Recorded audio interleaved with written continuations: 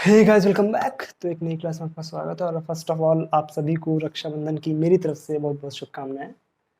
तो आज हम लोग एक नया टॉपिक पढ़ने जा रहे हैं जो कि हमारा सेंटर ऑफ मास है। इसमें किस तरह से हम लोग एक डिस्क्रीट सिस्टम की तरफ अप्रोच करते हैं, उसके बाद हम लोग एक कॉन्टिन्यूअस सिस्टम की तरफ अप्रोच करते हैं, ये बातें जानना बहुत ज़रूरी है। और इसके पहले अगर आपने हाउ टू टेक एलिमेंट्स वाला वीडियो नहीं देखा है तो आप जाके उसको देख लें, क्योंकि उसकी बात ज़्यादा यहाँ पे हेल्प हम लोग लेने वाले हैं। अगर वो आपने नहीं सीखा हुआ है तो इसको करना थोड़ा सा दिक्कत दे सकता है आपके लिए।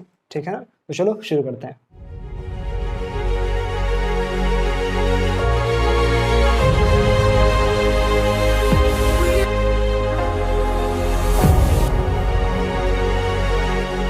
तो सेंटर ऑफ मास के नाम से ही समझ आता है एक्चुअल में कि सेंटर ऑफ मास का मतलब क्या निकल करके आता है। तो कुछ इसी तरह की बात है कि मास का सेंटर कुछ इस तरह से हमें लेना देना है उससे। तो एक्चुअल में होता क्या है कि मोटी मोटी अगर भाषा में समझें, ठीक है ना, बिल्कुल मोटी भाषा में अगर कहें तो सेंटर का मास का जहाँ पे एक्चुअल में सेंटर होता है, जहाँ पे मास का जो टोटल हमारा कन्फाइंड मास है उसका मध्य बिंदु होता है, मिड पॉइंट होता है, सेंटर होता है।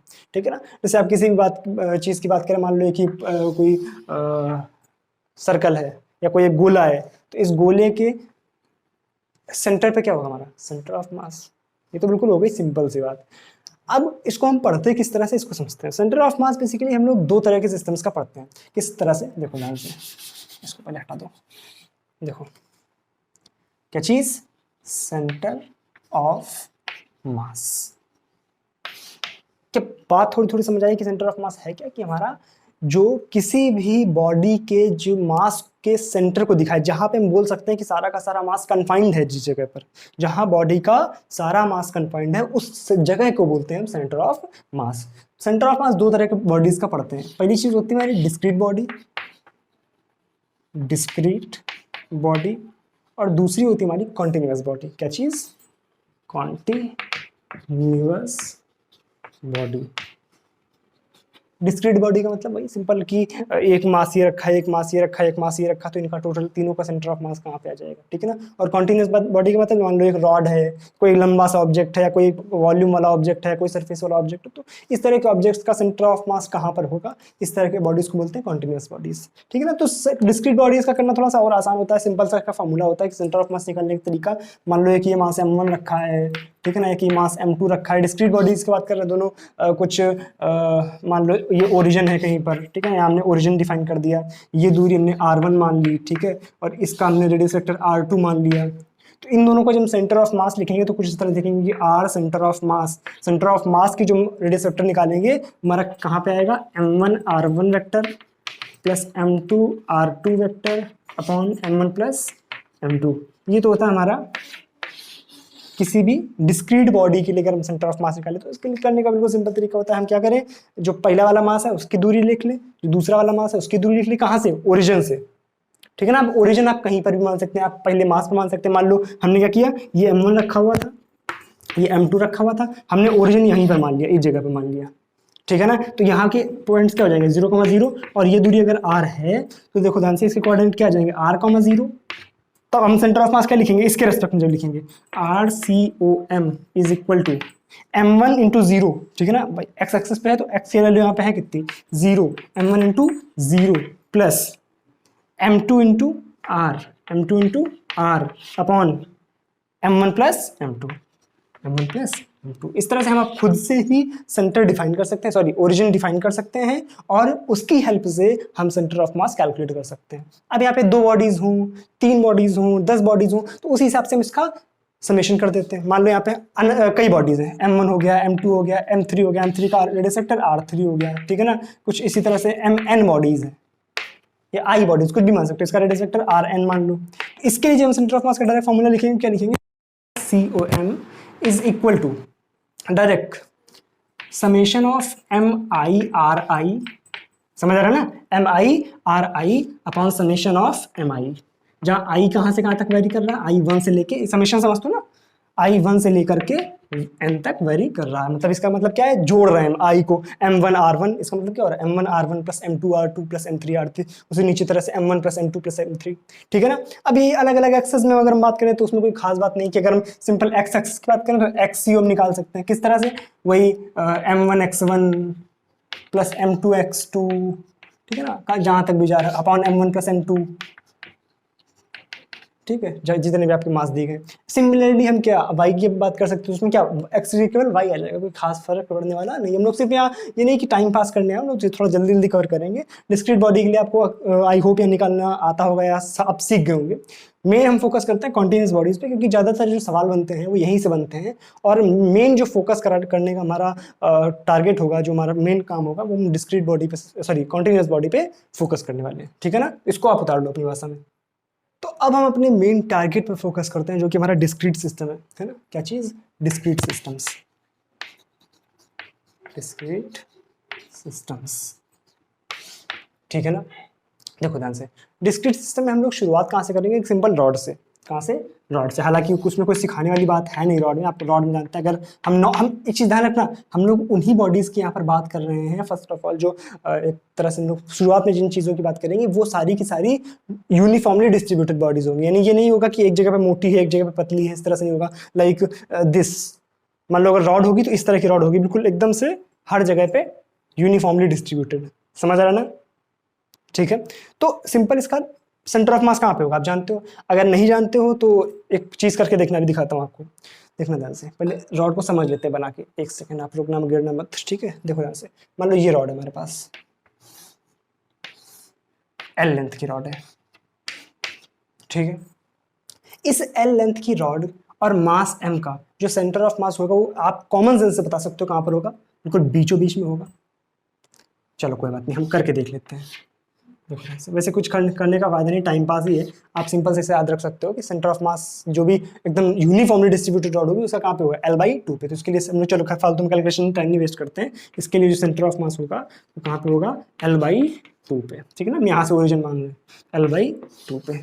इसको करने का एक शॉर्ट तरीका है, देखो मैं आपको दिखाता हूँ, इस एक ट्रिक से आपको करके दिखाता हूँ। मतलब अगर कुछ ऐसे हल्की फुल्की बॉडीज होंगी जो मतलब नॉर्मल ऑब्जर्वेबल इस तरह की बॉडीज होंगी, इनका अपन सेंटर ऑफ मास जनरली इस तरह से ऑब्जर्व करके निकाल सकते हैं। देखो ध्यान से, करना क्या है, इसको अपने सिंपल हाथ पे इस तरह से रखना है, ठीक है ना। अपने दोनों हाथों को, मैं कोई जानबूझ के नहीं कर रहा हूँ, अपने दोनों हाथों को आप आपस में एक दूसरे की तरफ लाना है, और ये अपने आप ही आएंगे और ऐसी जगह पे आके आपस में मिल जाएगी जहाँ पे इनका सेंटर ऑफ मास होगा। देखो अपने आप रॉड उस जगह पे रुक गई। अगर रॉड की किसी भी एक तरफ जो मोटाई होती वो ज़्यादा होती तो उस ये जो हाथों की पोजीशन थी वो उसकी इधर शिफ्ट होती। मैंने कोई जानबूझ के नहीं खिसकाया है, तो मैं खिसका रहा हूँ अपने आप, मैं केवल दोनों हाथों को एक दूसरे की तरफ पुश कर रहा हूँ और ये अपने आप इसी जगह पे जाके रुकेंगे जहाँ पर कि उनका सेंटर ऑफ मास होगा। छोटी सी ट्रिक होती है निकालने की, अगर आप ऑब्जर्व करके निकाल सकते हैं, ठीक है ना।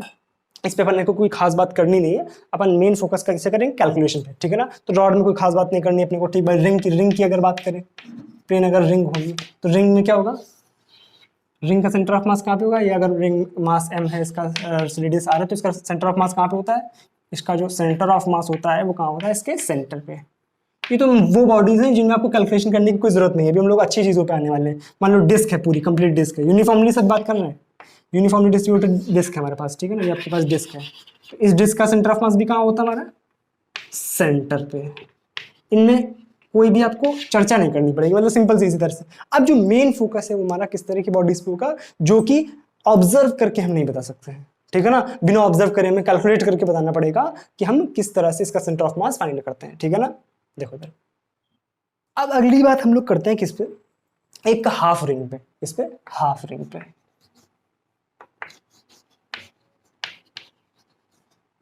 हाफ रिंग कुछ इस तरह की दिखती है मेरे, ठीक है। मान लो इसकी जो रेडियस है वो r है और इसका मास जो है वो m है, ठीक है। कल मैंने आपको, मतलब कल क्या, पिछली क्लास में मैंने आपको एक तरीका सिखाया था कि किस तरह से एलिमेंट लेते हैं किसी भी रिंग के केस में, ठीक है ना। अगर वो वीडियो देखी नहीं तो फटाक से जाके उसको देखो, और उससे आपको डिटेल में समझ आने वाला है कि हम लोग एलिमेंट किस तरह से लेते हैं, ठीक है ना। तो रिंग में एलिमेंट लेने का तरीका, थीटा पे जाके, जिन्होंने वो क्लास देखी होगी उनको बिल्कुल हलवा लगेगी ये चीज़। देखो थीटा पे जाकर के डी थीटा का एक एलिमेंट लिया, इस डी थीटा एलिमेंट की लंबाई क्या होगी? आर डी थीटा, ठीक है ना। आर डी थीटा कहाँ से आया? Radius into angle, arc length हमने निकाल ली, ये हमारे पास आ गया। अब इसका मास निकाल लेते हैं, इस जो एलिमेंट का मास है dm, dm हम छोटा सा किस तरह से निकालेंगे? देखो ध्यान से, dm is equal to total mass कितना है इसका, m अपॉन टोटल लेंथ कितनी है, पाई आर। पाई आर किस तरह से, क्योंकि टोटल क्या होती है 2 पाई आर एक सर्कल की, आधी सर्कल है तो 2 पाई आर इंटू छोटा सा लेंथ आर डी थीटा। क्या आ गया यहाँ से, आर से आर कैंसिल आउट हो गया, क्या आ गया? m by pi D theta. कोई दिक्कत? ये तक बात यहाँ तक बात समझ आ गई। अब जो डिसकॉन्टिन्यूस सिस्टम होते हैं उसमें जो सेंटर ऑफ मास निकालना होता है उसका डायरेक्ट फॉर्मूला क्या होता है कि RCOM is equal to RDM upon integration DM। उसमें क्या था, हम समेशन कर रहे थे, इसमें क्या कर रहे हैं, इंटीग्रेशन कर रहे हैं, ठीक है ना। कंप्लीट लिमिट जहाँ से जहाँ तक हमें इसकी लिमिट लेनी पड़ेगी, अभी देख लेंगे उस हिसाब से। इसका मतलब क्या है, यहाँ पे DM क्या है, वो छोटा सा एलिमेंट जिसका हम मास सेंटर ऑफ मास निकाल रहे हैं, जो भी बॉडी है उसका सेंटर ऑफ मास निकालना है, उसका एक छोटा सा एलिमेंट, ठीक है ना। R क्या है, उस छोटे से एलिमेंट का R क्या है यहाँ पर, अगर ये R आप भूल गए तो आप गड़बड़ कर दोगे। R क्या है, DM मास का सेंटर ऑफ मास, ठीक है ना। अब इस DM मास का सेंटर ऑफ मास कहाँ होगा, इसी पे किसी पॉइंट का सेंटर ऑफ मास कहाँ होगा, उसी पॉइंट पे। इसके लिए R तो सिंपल R ही रहने वाला है, इसके लिए तो R सिंपल R ही रहने वाला है। अब देखो ध्यान से निकालो, हम क्या निकालना है, RCM निकालना है। अब RCM देखो ध्यान से, यहाँ पे दो डायरेक्शन है, हम क्या करते हैं, दो कर रहा हूँ, दो डायरेक्शन से लेते हैं, एक हमारी एक्स डायरेक्शन और दूसरी हमारी एक हमारी एक्स डायरेक्शन और दूसरी हमारी वाई डायरेक्शन। तो फर्स्ट ऑफ ऑल आप ध्यान से देखो कि एक्स एक्सिस के अबाउट ये सिमेट्रिक है, वाई एक्सिस के अबाउट सिमेट्रिक नहीं है। इसका मतलब है इसका जो सेंटर ऑफ मास आएगा वो वाई पे ही आएगा।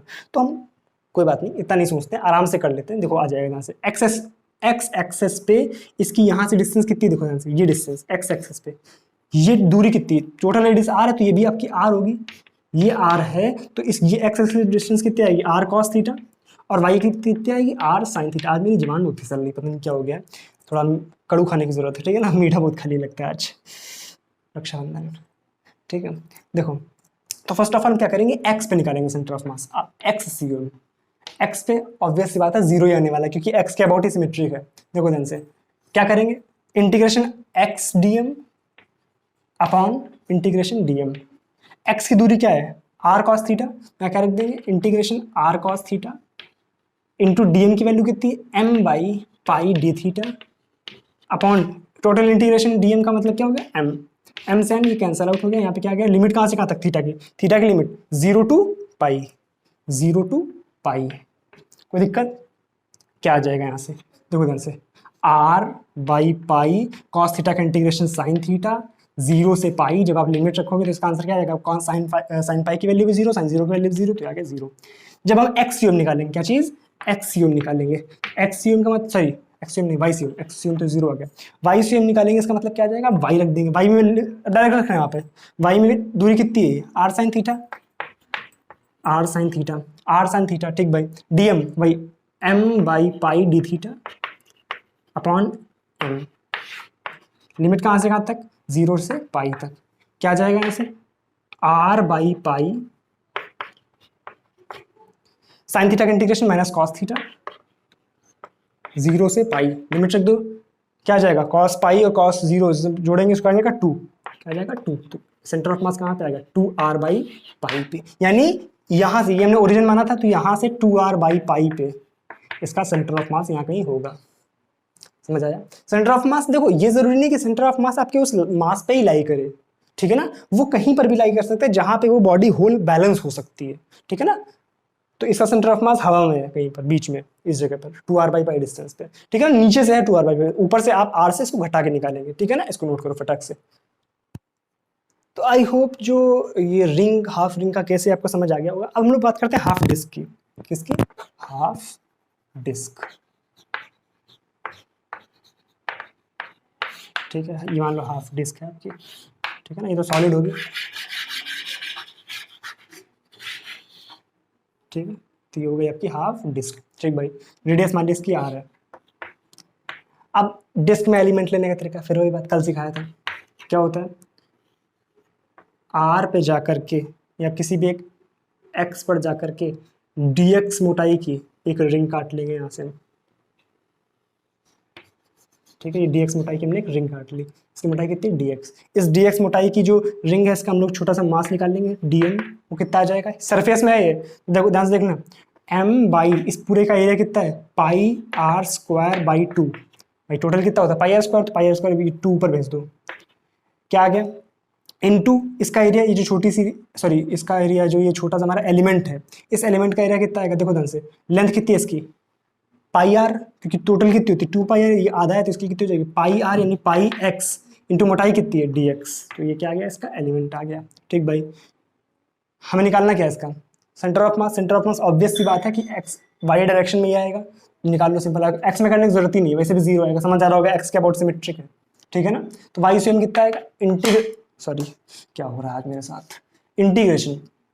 देखो ध्यान से, मैंने क्या बताया था कि R C U M sorry R D M, तो आर क्या था उसका सेंटर ऑफ मास, इसमें इसका इस रिंग का ये जो एलिमेंट माना है इसका सेंटर ऑफ मास क्या है 2r बाई पाई। एक्चुअल में क्या होता है 2r बाई पाई, लेकिन इस एलिमेंट का रेडियस कितनी है x, तो 2x बाई पाई क्या आ जाएगा 2x by pi into DM, DM कितना है 2m by pi r square, ठीक है ना, into pi x into D x. ठीक है, एक पाई से एक पाई कैंसल आउट ये है, और लिमिट अपॉन टोटल m, ठीक है ना। लिमिट कहाँ से कहाँ तक x की 0 से r, समझ रहे ना, 0 से r तक हम शुरू 0 से कर सकते हैं, खत्म r पे कर सकते हैं, 0 से r। ठीक भाई, देखो ध्यान से क्या आ गया 2 2 ज़ा 4, ये आ गया आपका बाई पाई, ये m से m कैंसल आउट हो गया, यहाँ पे क्या बचा x x मिलके x स्क्वायर, नीचे r स्क्वायर है, ऊपर आ गया x square integration 0 to r dx, ठीक है ना। एक्स स्क्वायर का इंटीग्रेशन एक्स क्यूब आ गया 4 by pi r square into x cube by 3 0 to r, calculate कर लो, आ जाएगा ऊपर आर क्यूब अपॉन में स्क्वायर, आर क्यूब से 2 आर खत्म हो जाएंगे, एक आर बचेगा, ऊपर बचेगा 4 आर, नीचे बचेगा 3 पाई। तो ये आ गया सेंटर ऑफ मास किसका, एक डिस्क, हाफ डिस्क का। ठीक है, आज हम लोगों ने एक जाना कि जो डिस्क्रीट सिस्टम होता है कॉन्टिन्यूस सिस्टम होता है, इसमें डिफरेंस क्या होता है। ठीक है ना, कॉन्टिन्यूस सिस्टम में किस तरह से हम लोग सेंटर ऑफ मास निकालते हैं, डिस्क्रीट सिस्टम में किस तरह से निकालते हैं। ठीक है ना, और एक दो हम लोगों ने एग्जांपल भी पढ़े, जैसे कि हमारा हाफ रिंग हो गया, हाफ डिस्क हो गया। अब हम लोग को अगली क्लास में क्या करेंगे, अभी इसका एक पार्ट 2 आना बाकी है, क्योंकि एक क्लास में खत्म करना थोड़ा आसान काम नहीं है। ठीक है ना, क्योंकि आपको भी उसको ऑब्जर्व करने के लिए थोड़ी सी आराम चाहिए, थोड़ा सा टाइम चाहिए। ठीक है ना, तो उसको अच्छे से पढ़ने की कोशिश करना। और इसमें आप घर से क्या कोशिश करोगे, घर से कोशिश ये करोगे कि अब आप घर से हॉलो हेमिस्फीयर